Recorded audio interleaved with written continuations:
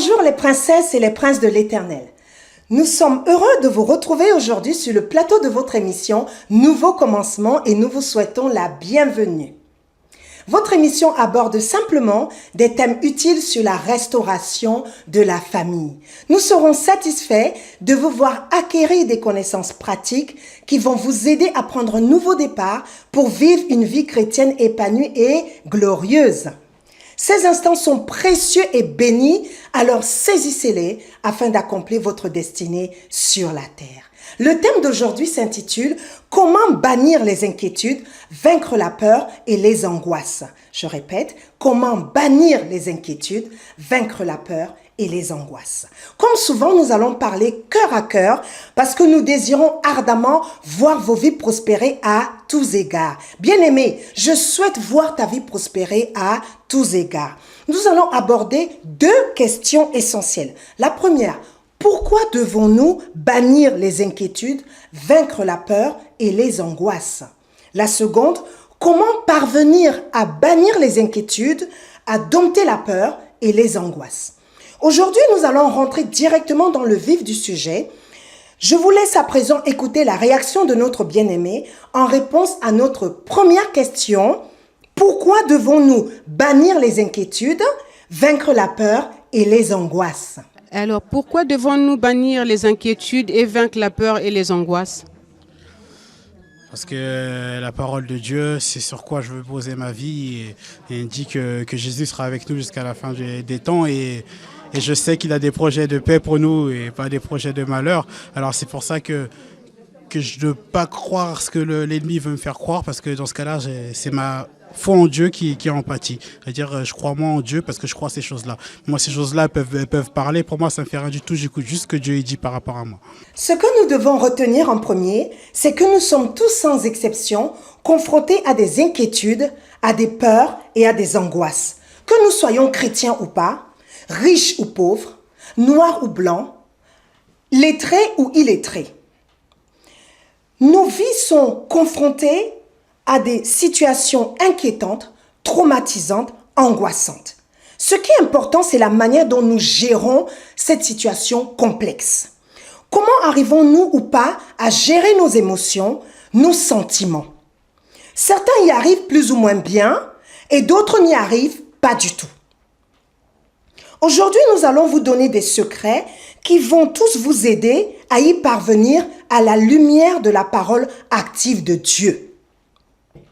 La différence fondamentale qui existe entre les inconvertis et nous réside dans le fait que la parole de Dieu en laquelle nous croyons nous donne des clés pratiques qui nous permettent de trouver des solutions claires à tous les problèmes que nous pouvons rencontrer. Aucune situation que tu vis, que tu rencontres, la Bible n'a pas de solution. La Bible a toutes les solutions aux situations que nous rencontrons. Car Dieu sait toutes choses et sa parole nous apporte la solution à nos problèmes. Amen. Nous devons bannir nos inquiétudes pour plusieurs raisons. Examinons-les au fur et à mesure. Premièrement, lorsque tu es inquiet ou angoissé face à une situation, est-ce que cela te procure la joie? Non. La paix? Non. La force? Non. Est-ce que cela te fait du bien? Non. Au contraire, tu es triste, tu es troublé, tu es fatigué, voire même malheureux, n'est-ce pas? Soyons sincères avec nous-mêmes. Tu dois bannir l'inquiétude, la peur, l'angoisse, car elle te vole ta joie, ta paix, la tranquillité de ton âme, ta force, ton bien-être. La Bible nous recommande de nous réjouir en tout temps et en toutes circonstances. Tu me diras, servant de Dieu, c'est plus facile à dire qu'à faire. Et je te l'accorde. Mais crois-moi, lorsqu'on a la volonté, on y arrive toujours. Parce que par la grâce de Dieu, ce n'est pas avec ta propre force que tu vas vaincre la peur, mais c'est avec la grâce de Dieu. Amen. Parlons plus concrètement en prenant un exemple simple. Tu viens d'apprendre que tu vas perdre ton emploi. Et avant d'avoir ce CDI, tu as cherché du travail pendant longtemps. Tu n'étais même plus indemnisé par le Pôle emploi. Tu as vraiment vécu la galère. Les factures impayées, les rejets de prélèvement, les menaces d'expulsion, les menaces d'huissier, etc., etc. Tu vas être licencié. Que ce soit un licenciement économique, c'est-à-dire un licenciement qui n'est pas lié à une faute de ta part, mais plutôt aux conditions économiques difficiles que traverse ton entreprise. Ou alors, un licenciement pour inaptitude professionnelle, parce que ton état de santé ne te permet pas de continuer ton activité. Ou encore, pour faute, parce que tu as commis involontairement une faute. Crois-moi, dès que tu apprends la nouvelle, la peur t'envahit. Comment faire? L'inquiétude du lendemain, l'incertitude de retrouver un emploi stable, surtout si tu approches de la cinquantaine.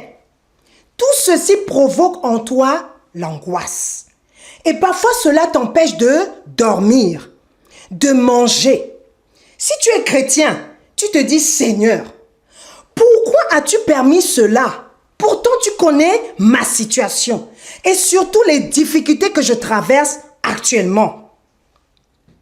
Parfois, tu peux me rendre Dieu responsable de ce licenciement inattendu.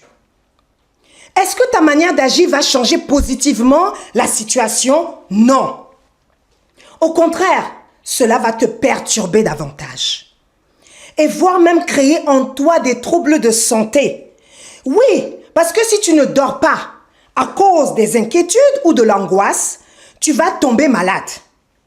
Si tu ne t'alimentes pas, tu vas avoir des carences. Bref, ta santé physique, ta santé psychique va être affectée. Et même durement affectée. C'est ce que tu veux? Non. Ce n'est pas non plus ce que Dieu veut pour toi. Je vais vous rendre un témoignage simple. En dehors de mon activité professionnelle, j'assiste bénévolement les salariés lors d'entretiens préalables à licenciement dans les entreprises où il n'y a pas de délégué du personnel, c'est-à-dire de toutes petites entreprises ou des petites PME de moins de 50 salariés. Un jour, j'ai assisté une dame à un entretien préalable à licenciement. Et cette dame était complètement paniquée. Elle avait même du mal à s'exprimer correctement. Elle ne s'attendait pas à recevoir une convocation à la maison, une lettre recommandée, une convocation à un entretien préalable à licenciement. Pour elle, tout allait bien. Il n'y avait pas de problème dans son entreprise et il n'y avait pas de difficulté dans la relation avec son employeur. Lorsqu'on a préparé l'entretien, cette femme était apeurée. Elle était inquiète. Elle était angoissée à un point qu'elle avait du mal à parler. Et je lui ai dit, si vous croyez en Dieu, c'est le moment de prier. Parce que demain, vous allez devoir vous expliquer devant votre employeur qui va vous poser des questions, qui va vous exposer les raisons de l'entretien, qui va vous dire quels sont les reproches qu'il vous fait et il attendra de vous expliquer. Elle m'a dit, d'accord, je vais prier. Et elle a prié.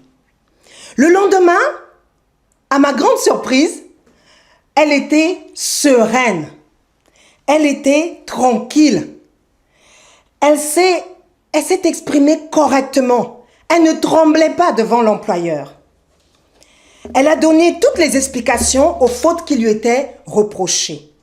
Et elle a pu dompter sa peur pendant l'entretien, ce qui fait que l'entretien s'est bien passé par la grâce de Dieu. Il est vrai que j'avais également prié pour elle, parce que lorsque j'assiste des salariés, je prie pour chaque personne que j'assiste. Secondo, la peur, l'angoisse, l'inquiétude poussent à des réactions négatives, incontrôlées, parfois même excessives.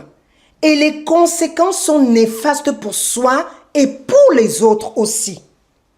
Que nous dit la Bible à propos de notre thème du jour? Nous allons lire Luc 12, versets 22 à 30. Luc 12, versets 22 à 30.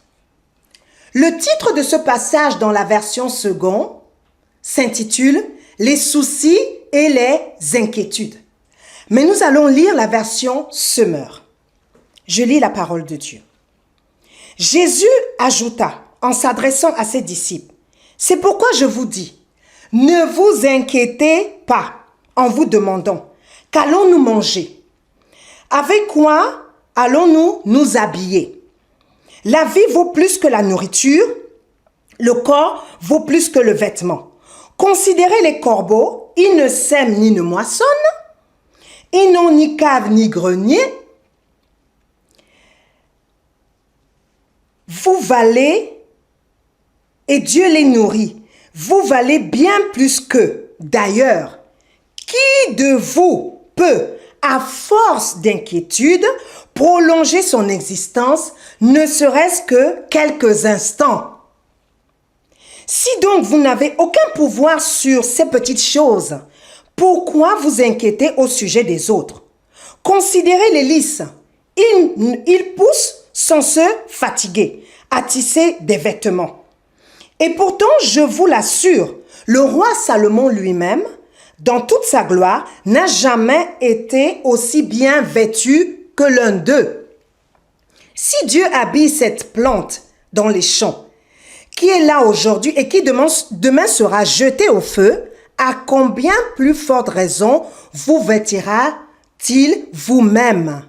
Ah, votre foi est encore bien petite. Et la version seconde dit « gens de peu de foi ». Ne vous faites donc pas de soucis au sujet du manger et du boire, et ne vous tourmentez pas pour cela.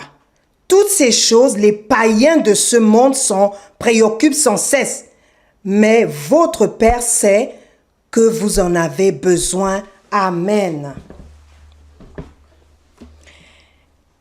Cette parole est très claire. Ici, c'est Jésus qui parle à ses disciples et il leur recommande de ne pas s'inquiéter. J'aime bien ce qu'il dit au verset 25 et 26. D'ailleurs, qui de vous peut, à force d'inquiétude, prolonger son existence, ne serait-ce que de quelques instants? Si donc vous n'avez aucun pouvoir sur ces petites choses, pourquoi vous inquiétez au sujet des autres? En plus, et c'est là où je trouve ça terrible, Jésus considère ces choses qui sont importantes pour nous, qui sont importantes pour toi et moi, comme des petites choses. Waouh! Le manger et le boire, parce que c'est de ça dont il parle à ses disciples. Le manger et le boire pour Jésus sont des petites choses. Or, pour toi et moi, elles sont essentielles pour garder la vie. C'est dire que tu dois totalement mettre ta confiance en Dieu qui pourvoit à toutes choses à ton sujet. Amen. Notre frère dans l'interview nous rappelle cela. Lorsqu'il dit que Jésus sera avec nous jusqu'à la fin des temps. Et il a de bons projets pour nos vies. Alléluia. Pourquoi, bien-aimé, tu dois bannir l'inquiétude à partir d'aujourd'hui? Parce que Jésus te dit à travers cette émission que tu ne peux pas, à force de t'inquiéter, prolonger ton existence, ne serait-ce que de quelques instants. Tu ne peux pas prolonger ton existence, ne serait-ce que de quelques secondes, même des tierces de secondes. Tu dois avoir complètement confiance en Dieu. Je dis, tu dois avoir complètement confiance en Dieu, car il est ton soutien, il est ton appui, il est ta forteresse, il est ton refuge, il est ton seul abri, ton conseiller, ton ami, ton fidèle compagnon, alléluia, ton père, ton avocat, ton intercesseur, ton libérateur, ton sauveur. Tu vas me poser la question maintenant de savoir comment faire pour bannir mes inquiétudes, dompter ma peur et mes angoisses. C'est notre seconde question et découvrons à présent la réponse de la servante et du serviteur de Dieu. Bonsoir ma sœur. Bonsoir bien-aimé. Comment faire pour bannir nos inquiétudes et dompter nos peurs et nos angoisses? C'est surtout mettre sa confiance par la foi dans le Seigneur et persévérer dans la prière et toujours rester là, à ne pas regarder tout ce qui est peur, tout ce qui est angoisse, vraiment faire un effort de telle sorte que de pouvoir se maintenir dans la parole. La parole nous permet de ne pas avoir peur, de ne pas s'inquiéter. Parce que la Bible dit que à chaque jour suffit sa peine, par exemple. Donc, quelque part, c'est très important de se concentrer sur la parole de Dieu. C'est elle qui nous aide à dompter nos peurs et nos angoisses. Comment faire pour dompter nos inquiétudes? C'est en s'appuyant sur la parole de Dieu. Donc, pour cela, je vais prendre un verset qui nous dit... Un verset qui a été écrit par l'apôtre Paul dans Philippiens au chapitre 4, verset 6. Il est dit, « Ne vous inquiétez de rien, mais en toute chose, faites connaître vos besoins à Dieu par des prières et des supplications avec des actions de grâce. » Donc voilà un verset sur lequel on peut s'appuyer pour dompter nos inquiétudes. Je dirais que l'inquiétude, d'abord, c'est quoi? L'inquiétude, c'est un cancer. Je vais dire, c'est un cancer qui mine notre être, qui mine notre âme. C'est un sentiment de peur, c'est un sentiment de peur. Et pour bannir cela, nous devons nous appuyer sur ce verset qui est une promesse donnée par Dieu au travers du serviteur de l'apôtre Paul. Il dit bien, ne vous inquiétez de rien. Donc, quelle qu'en soit, n'est-ce pas, la chose pour laquelle l'homme sera inquiet, il ne devrait pas. Pourquoi? Parce que le Seigneur Jésus a tout accompli. Déjà, en tant qu'enfant de Dieu, le tout accompli de Jésus doit être quelque chose dont nous nous approprions. Donc, si le Seigneur a tout accompli à la croix, je pense que toute chose concourra à mon bien. Et donc, si Romain le dit, l'apôtre Paul le dit dans Romains, toute chose concourt au bien de ceux qui aiment Dieu. Si toute chose concourt au bien de ceux qui aiment Dieu, pourquoi s'inquiéter? Donc, moi, je m'appuie sur la parole de Dieu pour ne point m'inquiéter. Quelle qu'en soit la chose, la Bible nous dit de prier en toutes circonstances, en tout temps. Donc, moi, qu'est-ce que je fais? Dès lors que je commence à m'inquiéter pour un sujet, pour une situation, pour une affliction, pour un événement, pour un problème, je me tourne vers mon Père. Mon Père, c'est qui? C'est Jésus-Christ. Je m'oriente vers lui, je me tourne vers lui, je vais dans la prière. Se tourner vers lui, c'est dans la prière, c'est dans la parole de Dieu. Seigneur, voilà, je suis inquiet par rapport à peut-être au fait que je n'ai pas un logement, peut-être au fait que je ne suis pas marié, mais Seigneur, j'ai besoin de toi. Prier sans cesse, les actions de grâce. Seigneur, je te remercie déjà parce que voilà, tu permets qu'en ce moment, je prends un exemple banal, que je ne puisse pas avoir les finances dont j'ai besoin, mais je sais que tu es le Dieu qui pourvoit. Comment faire pour ne pas s'inquiéter? C'est s'appuyer sur les promesses de Dieu. En premier, tu dois décider d'appartenir complètement à Jésus. Et pour cela, je te recommande de faire cette prière avec moi. Maintenant. Et cette prière se trouve dans Romains 10, verset 9. Elle dit quoi? Tu vas confesser avec moi. Je confesse de ma bouche le Seigneur Jésus. Et je crois dans mon cœur que Dieu l'a ressuscité des morts. Je suis sauvé. Je décide de recevoir Jésus dans ma vie, de marcher avec lui, de me laisser conduire par lui. Je décide de renoncer à Satan et à toutes ses œuvres et de m'attacher corps, âme, esprit à Jésus maintenant et pour toujours. Amen. C'est la première chose à faire. Que tu décides d'appartenir au Christ, que tu décides de donner ta vie à Jésus, que tu décides de faire de lui ton Seigneur et Sauveur personnel. Lorsque tu donnes ta vie à Jésus, tu deviens une nouvelle créature. Comme dit la Bible, les choses anciennes sont passées, toutes choses sont devenues nouvelles. Et j'ai envie de dire, comme dit mon époux, tu hérites de l'ADN de Dieu. Alléluia. Tu hérites de l'ADN de Dieu. Parce que tu es devenu une créature nouvelle. Ton corps n'a pas changé, mais tu es devenu une créature nouvelle.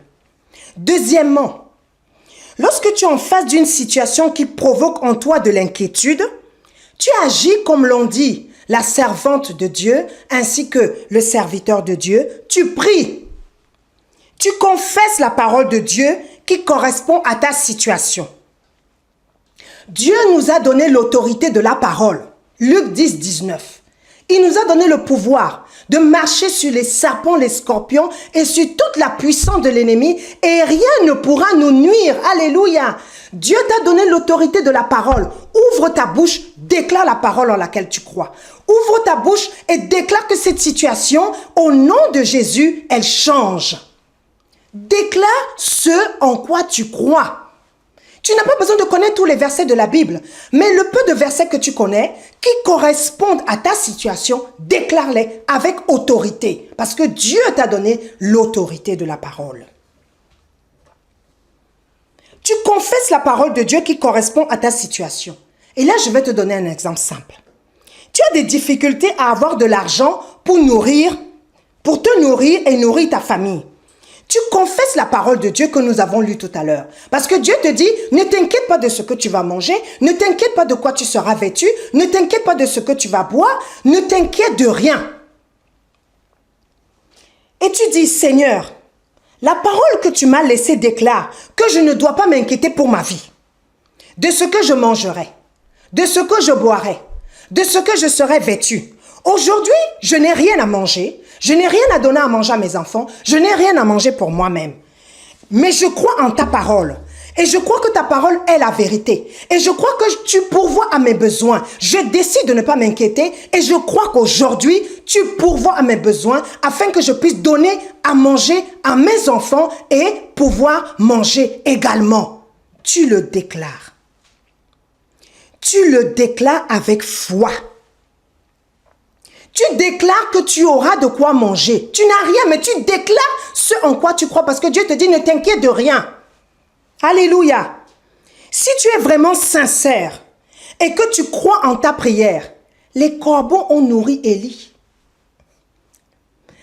Les corbeaux ont nourri Élie. Dieu, dans sa grâce, va toucher le cœur d'une personne qui va venir t'aider, qui va venir à ton secours. Ou alors il va te dire, va à tel endroit, déplace-toi et va ici, tu trouveras la solution. Alléluia. Venons au Seigneur comme des enfants. Ta prière doit être simple et précise. Et crois-moi, Dieu pourvoira à tes besoins. Par contre, ne te sers pas de Dieu comme un coursier. Je répète, ne te sers pas de Dieu comme un coursier. C'est-à-dire, tu t'approches de Dieu seulement lorsque tu es dans le besoin. Et quand tout va bien, tu n'as pas besoin de Jésus. Tu n'as pas besoin du Seigneur.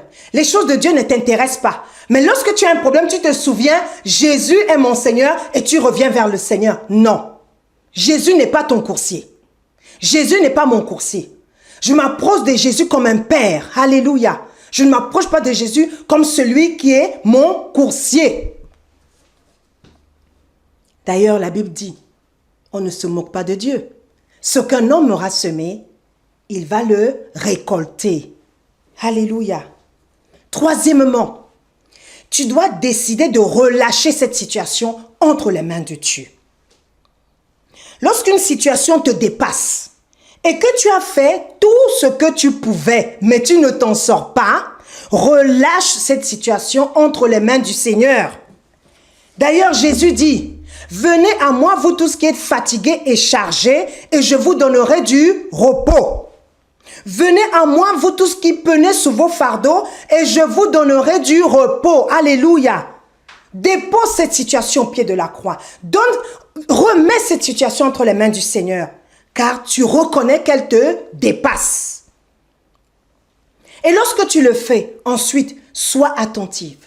Sois attentif à ce que le Seigneur te dira, à la recommandation que le Seigneur te donnera, au conseil que le Seigneur te prodiguera. Ne sois pas distraite, ne sois pas distrait. Sois sensible à l'Esprit qui va te donner certainement une direction. Ne raisonne plus. Obéis à tout ce que le Seigneur te demandera de faire. Nous allons terminer en lisant les passages suivants. Juge 6, versets 11 à 16. Juge 6, versets 11 à 16. Je lis la parole. Puis vint l'ange de l'Éternel, et il s'assit sous le térébinthe d'Ophra, qui appartenait à Joas, de la famille des Biézer. Gédéon, son fils, battait du froment au pressoir pour le mettre à l'abri de Madian. L'ange de l'Éternel lui apparut et lui dit, « L'Éternel est avec toi, vaillant héros. » L'Éternel est avec toi, vaillant héros. Gédéon lui dit, « Ah, mon Seigneur, si l'Éternel est avec nous, pourquoi toutes ces choses nous sont-elles arrivées? Où sont tous ces prodiges que nos pères nous racontent, quand ils disent, l'Éternel ne nous a-t-il pas fait monter hors d'Égypte? Maintenant, l'Éternel nous abandonne et il nous livre entre les mains de Madian. » L'Éternel se tourne vers lui et dit, « Va avec cette force que tu as et délivre Israël de la main de Madian. N'est-ce pas moi qui t'envoie? » Gédéon lui dit, « Ah, mon Seigneur, avec quoi délivrerai-je Israël? Voici, ma famille est la plus petite en Manassé et je suis le plus petit dans la maison de mon père. » L'Éternel lui dit, « Mais je serai avec toi et tu battras Madian comme un seul homme. » Gédéon lui dit, « Si j'ai trouvé grâce à tes yeux, donne-moi un signe pour montrer que c'est toi qui me parles. Ne t'éloigne point d'ici jusqu'à ce que je revienne auprès de toi, que j'apporte mon offrande et que je la dépose devant toi. » Et l'Éternel dit, « Je resterai jusqu'à ce que tu reviennes. » On a prolongé un peu jusqu'au verset 18. Gédéon, pour ceux qui connaissent l'histoire, était un homme peureux. Donc Gédéon était un peu comme toi, une personne peureuse. Mais Dieu l'appelle ici, au verset 12, Dieu lui dit, l'ange de l'Éternel lui apparut et lui dit, « L'Éternel est avec toi, vaillant héros. » Dans le peureux, Dieu l'appelle vaillant héros. Dieu a tellement confiance en Gédéon le peureux qu'il envoie pour délivrer son peuple. Waouh! Lisons maintenant Hébreux 11, versets 32 à 34.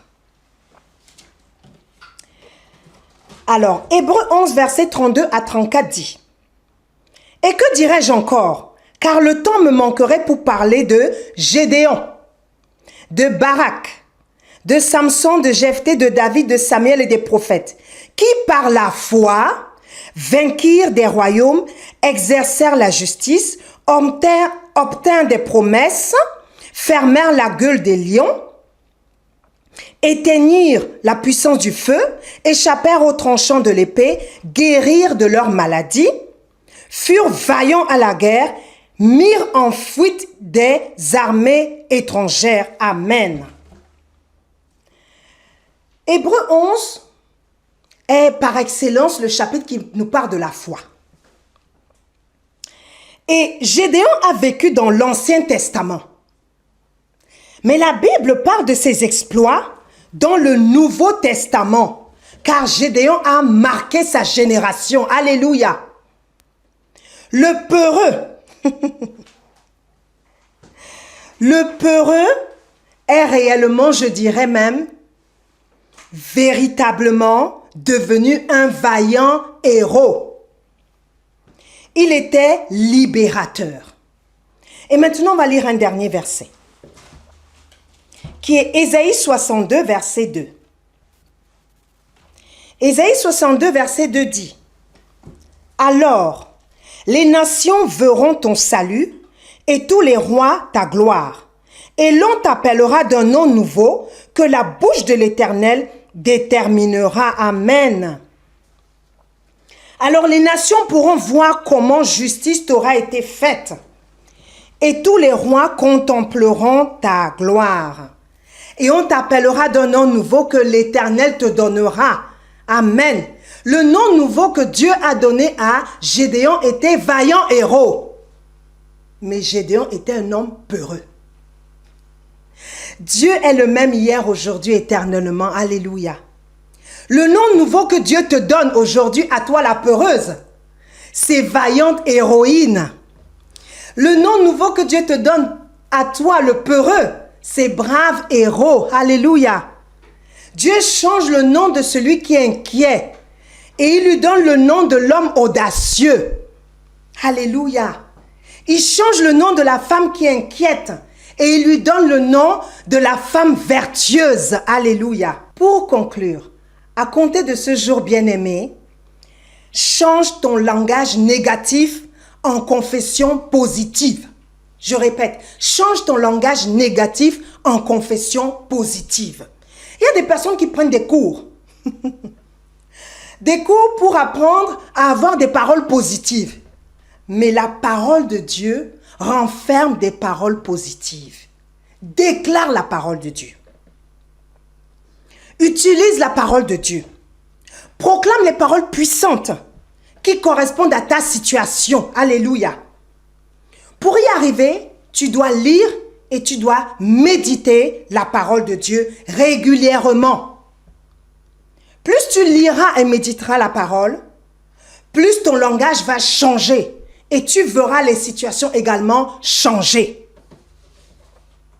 Prions ensemble et nous allons proclamer ensemble. Déclare avec moi. Seigneur Jésus, je te rends grâce parce que l'enseignement que tu m'as prodigué, pour l'enseignement que tu m'as prodigué aujourd'hui, je déclare qu'il tombe sur une bonne terre, une terre fertile, et qu'il va produire d'abondants fruits dans ma vie. Je déclare que Dieu change l'inquiétude en paix, l'angoisse en assurance, la peur en courage, au nom puissant de Jésus.